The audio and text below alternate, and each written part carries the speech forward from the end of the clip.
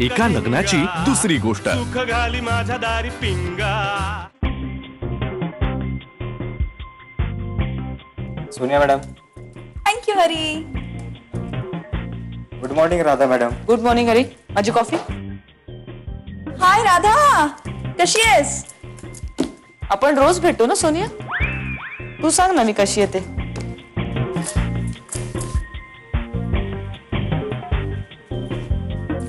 Happy दिसतीयस. हो ना. आहेच मी हॅपी. उत्तम आहे. कशामुळे ग? मला माहितीये का ते. I know. ए राधा, मी आज संध्याकाळी येते का तुझ्याकडे? नाही नको. आय मीन का येतेस तू संध्याकाळी? जीच ना भेटायला. How is he? मला ना अगं जरा बोलायचंय त्यांच्याशी. तो गेला हैदराबादला. गेले ना तुला सोडून? मला वाटलंच होतं असं होणार म्हणून. सोनिया, घनश्याम मला सोडून का जाईल? त्याचं एक काम आहे हैदराबादला म्हणून गेलाय तो तिकडे. ओह, पोचला असेल एव्हाना. पोहोचला असेल म्हणजे? तू फोन करून विचारलं नाहीस विमान लँड झालं की नाही ते? विमानाने टेक ऑफ केलंय ना, म्हणजे लँड होईलच नाही का? अगं हाय. हो भेटूया की.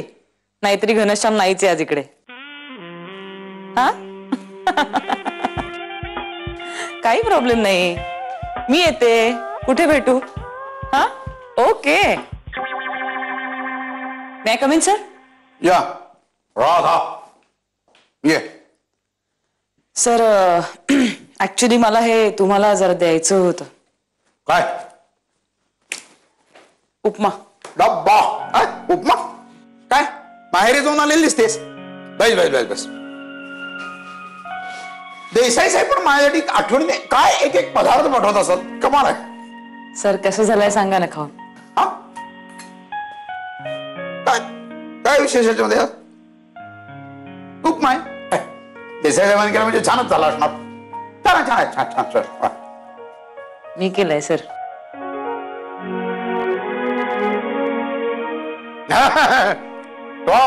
अप्रतिम सुंदर.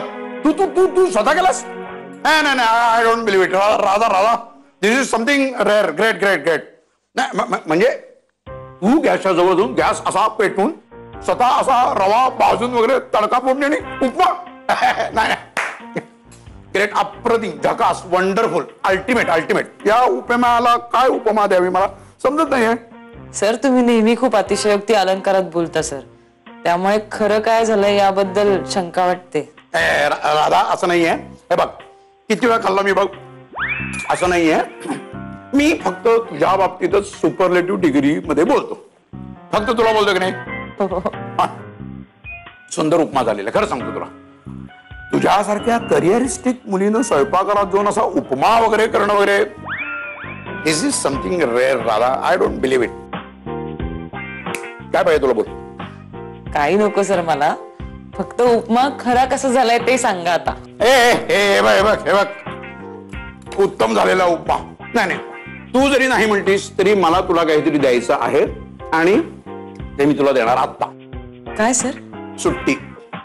युअर सुट्टी इज ड्यू. घनश्याम आता बरा झालेला आहे. बघ कधी जाताय हनीमूनला? तुमच्या लक्षात आहे सर सगळं. तुम्ही विसरला नाही आता. मी कधीही काहीही विसरत नसतो. तुला मी सांगतो कोणाला बोलू नको. लहानपणी मला सगळे ना हत्ती म्हणायचे. आकारावरून नाही. स्मरणशक्ती. मी हे लक्षात ठेवेन सर नक्की. आता जाऊ मला काम आहेत. हा आणि तू जरी विसरलीस तरी मी तुला आठवण करून देईनच. हो हत्ती. हा तर लक्षात ठेव. तर तुझी सुट्टी ड्यू. हनीमूनला कधी जायचं मला फक्त ते सांग. थँक्यू. कमालच आहे. उपमा. बदलतात बदलतात. लग्न झाल्यावर सगळ्या मुली बदलतात. बाई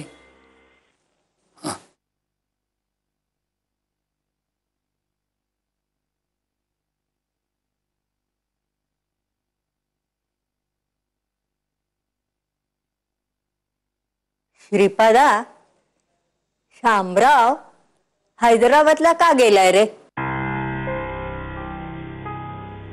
ऑफिसचं काहीतरी काम आहे म्हणाला, काहीतरी असाइनमेंट आहे.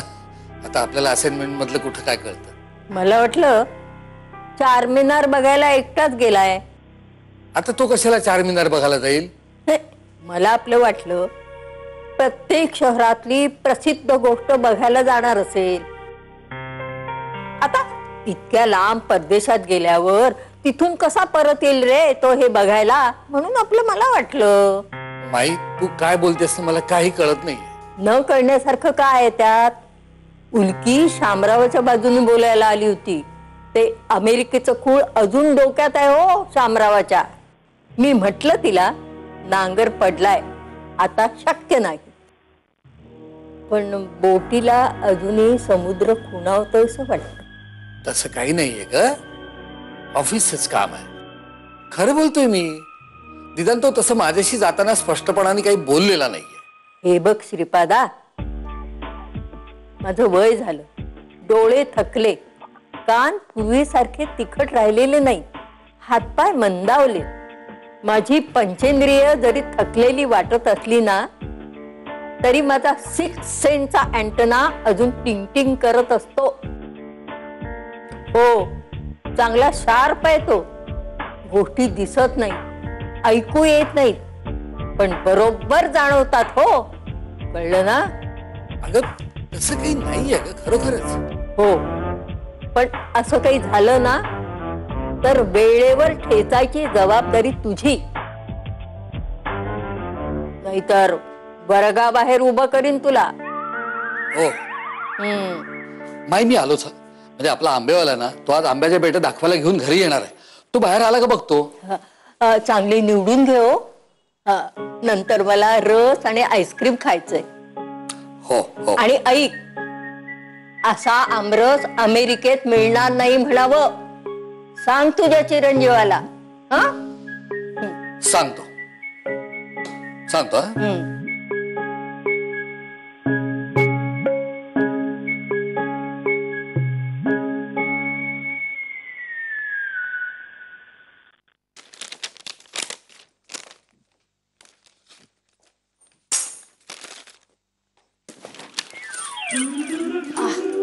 थँक्स मानव. राधा, डोळ्यातलं सुखही असंच सांगतं, जपलं नाही तर. काय सांगतो म्हणालास तू? सुख सुख? सुख म्हणजे काय शाई आहे का मानव असं सांडायला? नाही, आनंद जसा ओसंडून वाहतो ना राधा, तसंच सुखही वाहू शकतं. सो जप ते. काळजी करू नको. रोज सकाळी मी काजळाबरोबर थोडं थोडं सुख पण घालते डोळ्यात. तुम इतना जो मुस्कुरा रहे हो, क्या गम है जिसको छुपा रहे हो राधा. मानव, या ओळी खरं तर माझ्याच असायला हव्या होत्या, पण कैफे आजमी यांना माझ्या आधी सुचले. आणि जी माणसं खूप हसतात ना, ती आतून खूप दुःखी असतात राधा. का रे तुम्हाला दुःखी ठरवायच्या मागे लागलायस मानव? हा, कारण मला तुझ्या दुःखाचं कारण माहिती आहे राधा. हो का? काय आहे कारण? तुला हीच शंका सतावतीये ना की घनश्याम नक्की हैदराबादलाच गेलाय की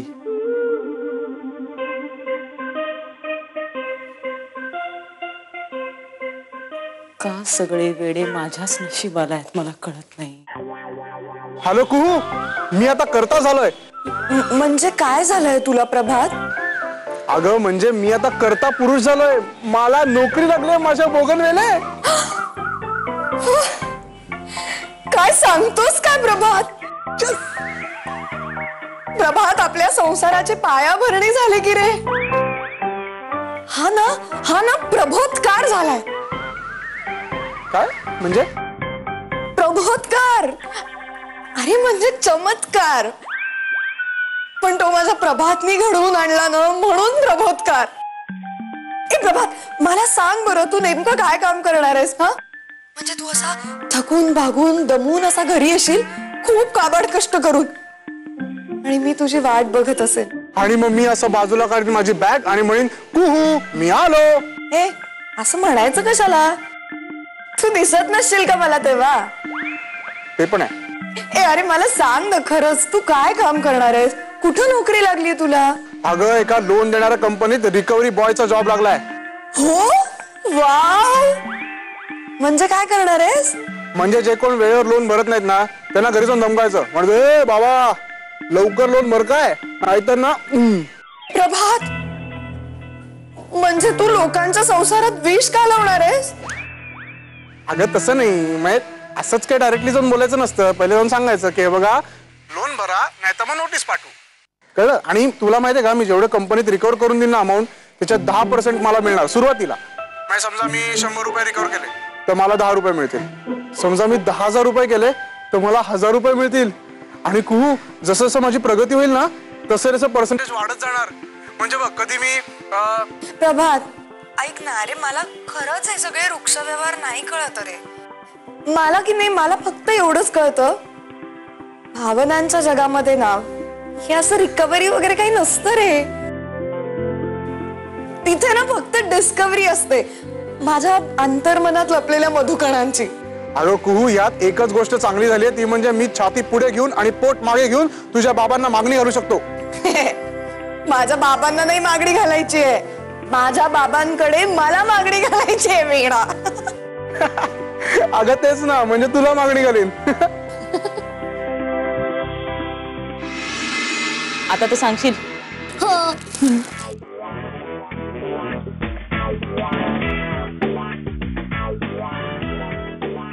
झिंग चिक्का झिंग चिक्का एका लग्नाची दुसरी गोष्ट. सुख घाली माझ्या दारी पिंगा.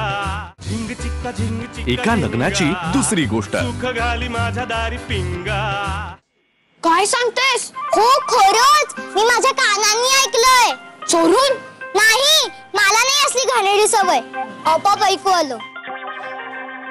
पण मी ऐकल्याच ठरवलं की तुला हे सांगायलाच पाहिजे, म्हणून मी ही अर्जंट मीटिंग बोलवली. मग पुढे काय ठरवलंयस? काहीही झालं तरी आपल्याला कळायलाच पाहिजे की नेमकं काय लपवलं जाते आपल्यापासून ते. येस. काय चाललंय? काय नाही ग राधा वहिनी, असंच. खरंच काही नाही. काही नाही. कसं एवढे हसताय तुम्ही? डोळ्यात दिसतंय काहीतरी प्लॅन आहे तुमचा. सांग ना काय आहे, काय? काही नाही खरंच. तुम्ही असं नाही ऐकणार.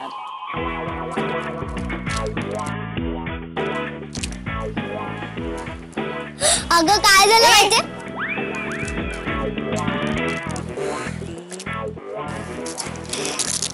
आता तर सांगशील. हो.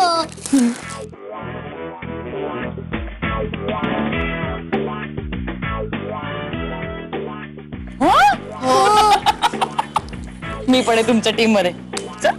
चल बघूया. वाव आई, तुम्ही किती सॉलिड दिसताय या फोटोत. चल ग. अरे मग फोटो काढलाय कोणी? फोटोग्राफरच्या नजरेने बरोबर टिपलाय की नाही? आणि हे काय आहे? हा, हे तुमचे सुप्रसिद्ध फोटोग्राफर काका आहेत ना, त्यांना पाण्यात पोहणाऱ्या माशांचे फोटो काढायचे होते. मासे नाही पण एक हे बदकासारखं दिसतंय बघ काहीतरी इथे. बदक दिसतंय की नाही? दिसतं ना बदक, सोबत माशांचा पण काढायचा होता. बाबा आणि काहीतरी माशांसारखं पण दिसतंय हा पाण्यात. पाणी हलवतात. हे काय फोटो संपले? अगं हो, संपले. असे कसे संपले फोटो? आम्हाला तर कळलं होतं की एक स्पेशल फोटो आहे म्हणून. तरी तुम्हाला म्हटलं होतं ना पोरांसमोर काही बोलू नका म्हणून. मी कुठं काय बोललोय? आई आई आई आई, हमारे जासूस चारों तरफ फैले हुए हैं. काय? नाही, यांना समजलंय वाटतं. काही नाही कळलेलं, काही कारण नाहीच आहे. काही कुठला फोटो, एवढेच आहेत फोटो. आई आई, आम्हाला तो फोटो बघायचा आहे. आम्हाला स्पेशल फोटो बघायचा आहे. स्पेशल फोटो, फोटो आम्हाला बघायचा, फोटो स्पेशल आहे. फोटो, तो फोटो, बस फोटो हवाय. नाही, फोटो तो दाखवायचा नाही म्हणजे नाही. आई अहो, कसला एवढा स्पेशल फोटो आहे ते सांगा तरी. काही कसले फोटो वगैरे नाहीयेत. मी देतो ते पुस्तक बघा. घ्या. फोटो 573 बघा.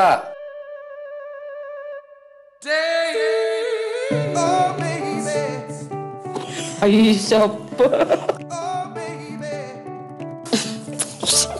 काकू तू असेच कपडे घालत जा. आमच्या वर्गातल्या मिस आहेत ना त्या पण असेच कपडे घालतात. खूप मस्त दिसतात. पण शिपाकता का तुम्ही नाही हो छान दिसत अशा कपड्यांमध्ये. ए नाही हा. ओ बाबा खूप छान दिसतंय तुम्हाला हे. खरंच छान दिसतंय. आणि आई काय दिसतोय तुम्हाला लॉंग स्कर्ट. तुम्हाला ना पुढच्या ट्रिपला ना पंजाबी ड्रेस वगैरे द्यायचीच नाही. जसे लॉंग स्कर्ट मॅक्सी मिडी असं द्यायला पाहिजे. काय सेक्सी दिसताय तुम्ही यामध्ये.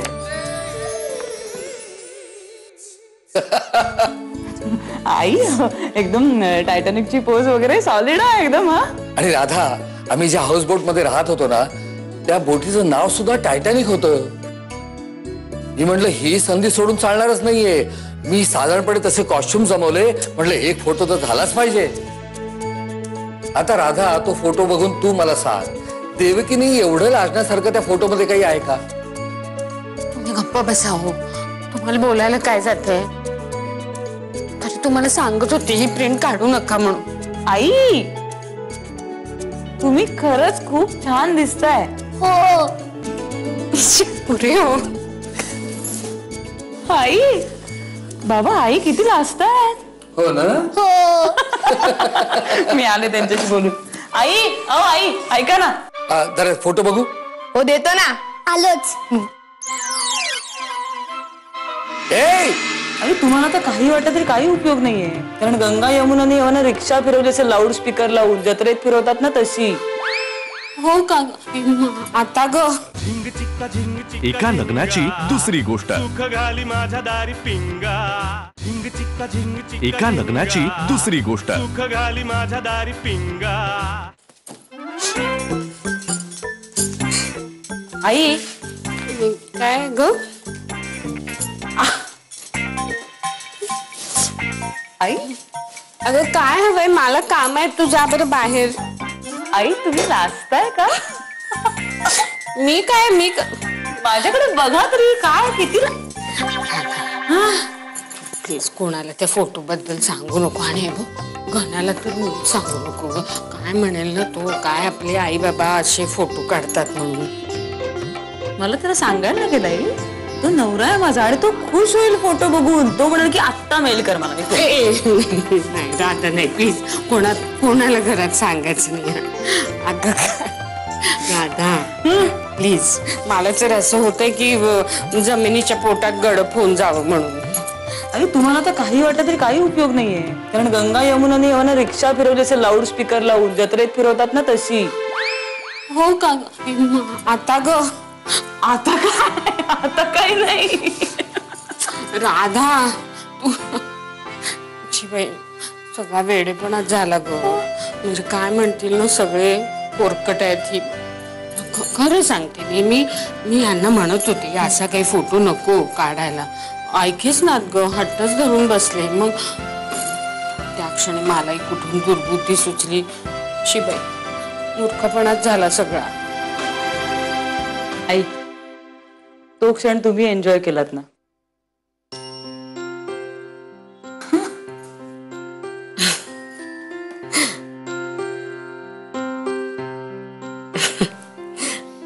हो खरं तर खूप एन्जॉय केला. खूप एन्जॉय केला तो क्षण. आम्ही ना असं त्या बोटीच्या कठड्याशी उभे होतो. आजूबाजूला निळशार पाणी आणि शांतता. कसलाही आवाज येत नव्हता. फक्त लाटा हळूहळू त्या बोटीवर धडकत होत्या ना त्यांचाच आवाज. आम्ही एकमेकांशी एक शब्द बोलत नव्हतो. खरं म्हणजे या ट्रिप मध्ये एवढ्या गप्पा मारल्या ना पण त्या क्षणी काही बोलायची गरजच वाटत नव्हती. मी अशी शांत उभी होते. माझी मान त्यांच्या खांद्यावर विसावली होती त्या क्षणी माझ्या मनात आलं की केवढा भक्कम आधार आहे हा माझा. इतक्या वर्षात एक कणभरही तो कमी झाला नाही, उलट दिवसेंदिवस अधिकच भक्कम होतोय.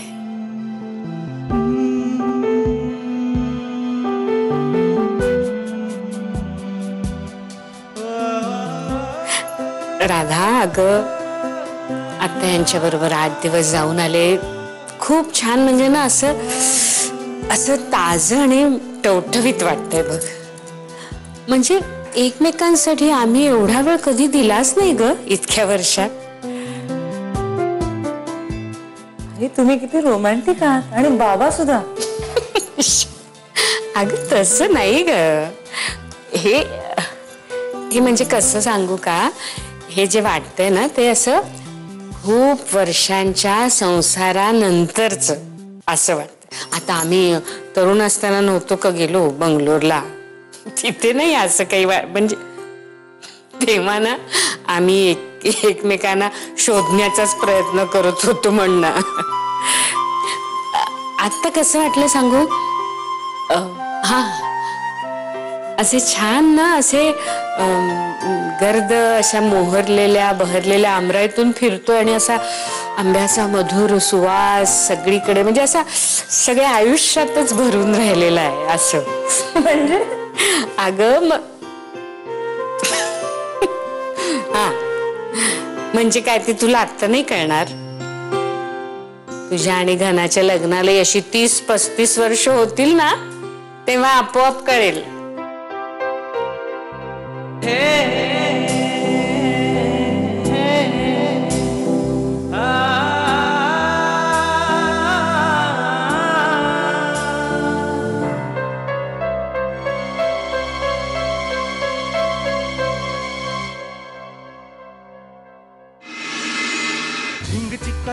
एका लग्नाची दुसरी गोष्ट. सुख घाली माझ्या दारी पिंगा.